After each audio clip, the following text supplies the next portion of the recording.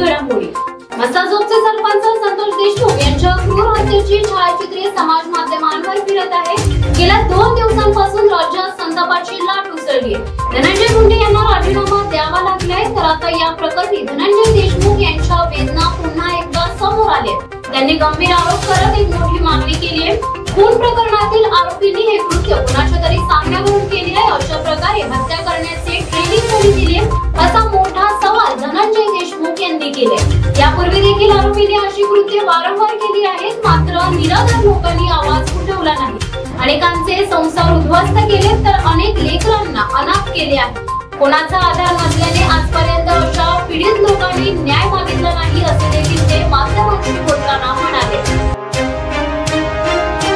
मुंबईतील आझाद मैदानात विधिमंडळाच्या अर्थसंकल्पीय अधिवेशनाच्या पूर्वसंध्येला मागासवर्गीय अर्थसंकल्पातील हक्क पदवीहीनाच्या न्याय हक्कासाठी पॅन्थर आर्मी, स्वराज्य क्रांती सेना आणि भूमिहीन भारत सेनेच्या वतीने या बेमुदत उपोषणाचा एल्गार पुकारलाय।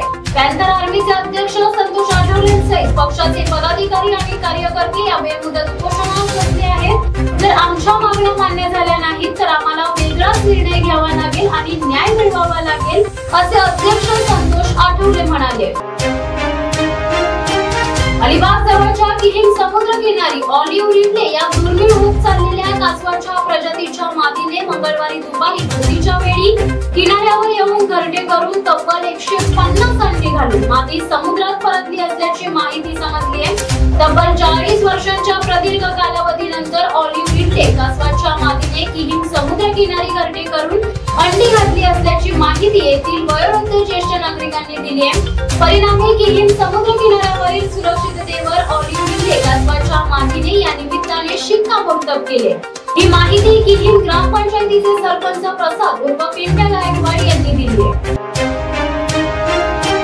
मुंबई कुर्ला येथे वकील आणि महाराष्ट्र नवनिर्माण सेनेचे विधी विभागाचे राज्य उपाध्यक्ष सचिन काळे यांच्या शुभम एंटरप्राइजेस आणि डॉक्युमेंटेशन या कार्यालयाचे उद्घाटन करण्यात आले आहे। शुभम एंटरप्राइजेस आणि डॉक्युमेंटेशन सेंटर आणि ॲडव्होकेट सचिन काळे यांचे कार्यालय शॉप नंबर 9 एमिंग सायबा height Shrimoti society dairy road Kurla Mumbai या ठिकाणी चालू करण्यात आले।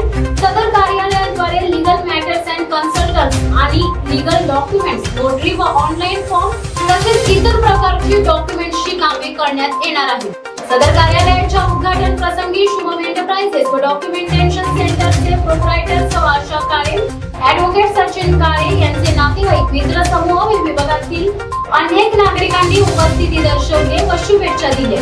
सर्वांच्या उपस्थितीत ऑफिस उद्घाटन समारंभ जल्लोषात साजरा करण्यात आला।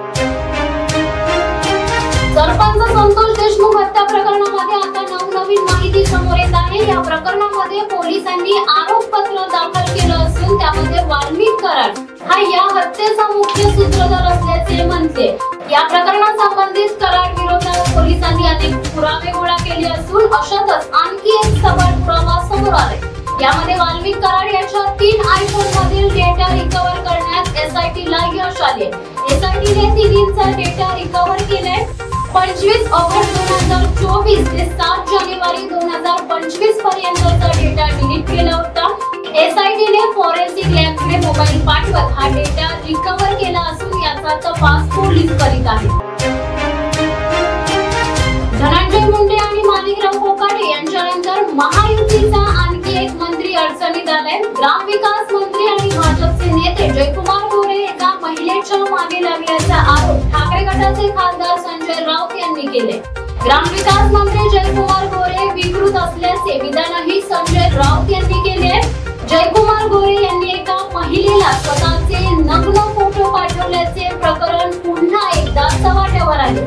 हंबीरराव मोहिते यांच्या कुटुंबातील एका स्त्रीचा या मंत्र्यांनी कसा विनयभंग आणि छळ केल्याचे कळते। ही महिला काही दिवसांनी विधान भवनासमोर उपोषणाला बसणार आहे, असे देखील संजय राऊत यांनी सांगितले।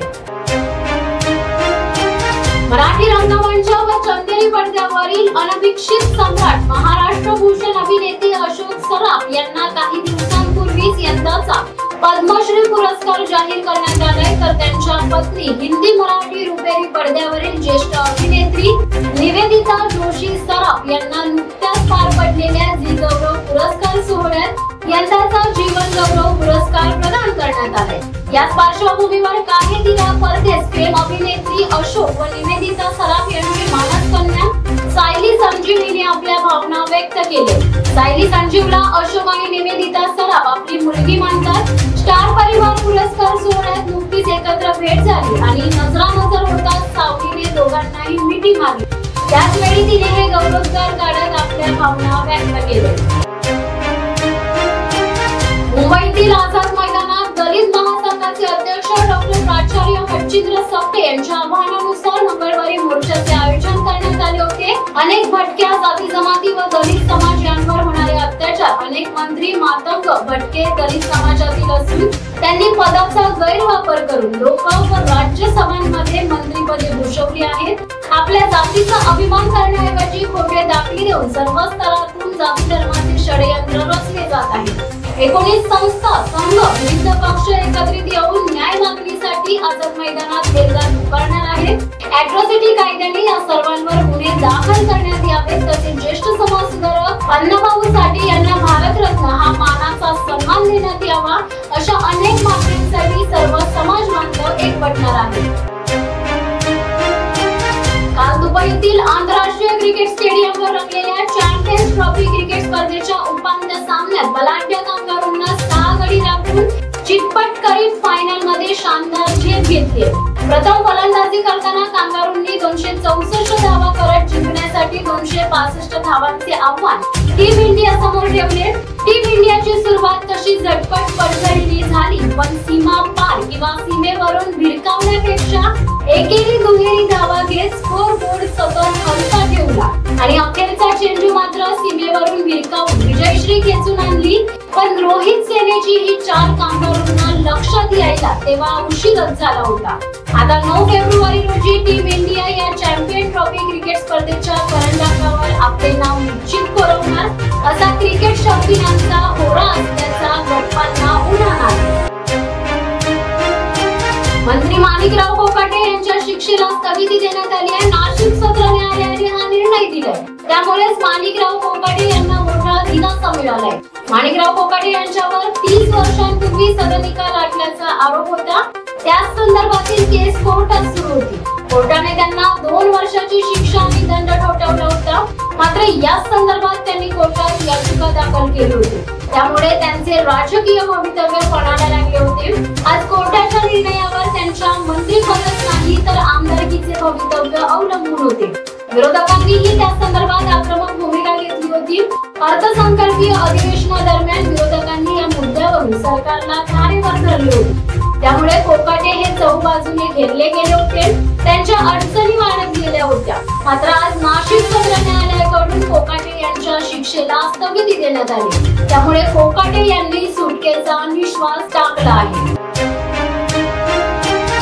भारतीय क्रिकेट विश्वातून एक दुःखद बातमी समोर येत आहे। दिग्गज फिरकीपटू गोलंदाज पद्माकर काशीनाथ शिवलकर यांचे सायंकाळी मुंबईत निधन झाले आणि अवघ्या क्रिकेट विश्वात शोककळा पसरली आहे। डावखुरा फिरकी गोलंदाज म्हणून शिवलकर 20 वर्षांहूनही अधिक काळ मुंबई क्रिकेट संघातून खेळले। क्रिकेटमध्ये त्यांनी आपल्या अप्रतिम डावखुऱ्या फिरकी गोलंदाजांनी स्वतःची वेगळी ओळख निर्माण केली आहे। त्यांच्या निधनाने मुंबई क्रिकेट नभांगणातील एक लखलखता तारा निखळल्याने भारतीय क्रिकेट विश्वात शोकाकुल वातावरण निर्माण झाले। शिवसत्ता टाइम्सच्या न्यूज परिवाराकडून देखील त्यांना भावपूर्ण श्रद्धांजली अर्पण करण्यात आली। तर या होत्या दिवसभरातल्या ठळक घडामोडी। अशा ताज्या घडामोडी पाहण्यासाठी शिवसत्ता टाइम्सला सबस्क्राइब करा। तुर्तास धन्यवाद। दे धडक बेधडक वृत्त देणाऱ्या आपल्या शिवसत्ता टाइम्स न्यूज चॅनलला लाल बटन दाबून सबस्क्राइब करा आणि बेल आयकॉनला क्लिक करायला विसरू नका।